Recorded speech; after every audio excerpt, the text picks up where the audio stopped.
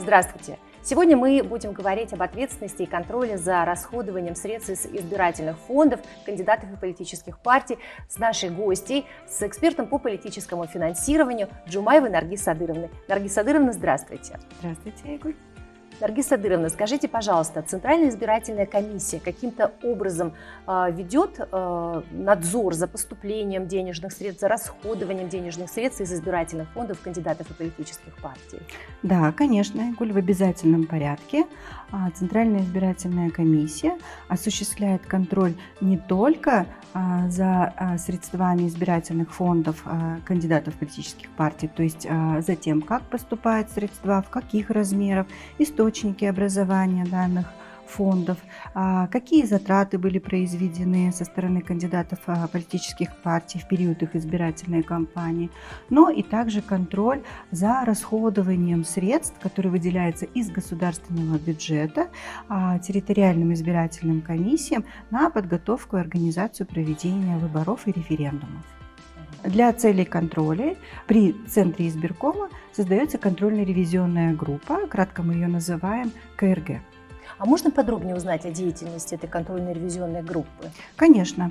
Контрольно-ревизионная группа, как я уже сказала, создается при Центральной избирательной комиссии. Она формируется количеством не менее 7 человек, и в состав ее обязательно входит руководитель контрольно-ревизионной группы, его заместитель, привлеченные эксперты с правоохранительных органов, с финансовых органов, а также назначенные члены избирательной комиссии. Указанные организации, государственные учреждения по запросу Центральной избирательной комиссии направляют в распоряжение контрольно-ревизионной группы соответствующих специалистов. И как раз-таки те специалисты, которые откомандированы в контрольную ревизионную группу, за ними сохраняется в обязательном порядке их должность по месту основной работы и все причитающиеся им выплаты и основной оклад. Порядок деятельности, функции, полномочий данной контрольно-ревизионной группы определяется Центром избиркома. Ну и основными задачами данной группы является, конечно же, это проверка финансовых отчетов кандидатов политических партий об использовании средств их избирательных фондов, предназначенных на финансирование избирательной кампании. Помимо этого, данная группа она может рассматривать жалобы, заявления от гражданского общества, от физических и юридических лиц по возможным нарушениям со стороны кандидатов политических партий при финансировании их избирательной кампании.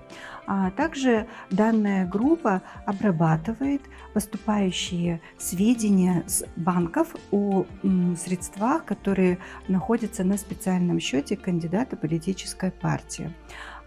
Кроме того, в функции данной группы входит также проведение мониторинга за финансированием избирательных кампаний касательно как кандидатов политических партий, так и территориальных избирательных комиссий. Также данная группа может участвовать в разработке методических пособий, нормативно-правовых актов, которые как раз-таки прописывают правила по финансированию избирательных кампаний. И еще данная группа в обязательном порядке проводит консультации для кандидатов политических партий, так и для простых граждан-избирателей по разъяснению правил в вопросах политического финансирования. Также стоит отметить, что данная группа после проведения проверки финансовых отчетов кандидатов политических партий в обязательном порядке составляет документацию о проведенных проверках, и в случае выявления нарушения у КРГ есть полномочия направить данный факт нарушения в правоохранительные либо фискальные органы для того, чтобы эти организации уже могли проверить, провести полномасштабный аудит избирательных фондов кандидатов политических партий. Спасибо большое.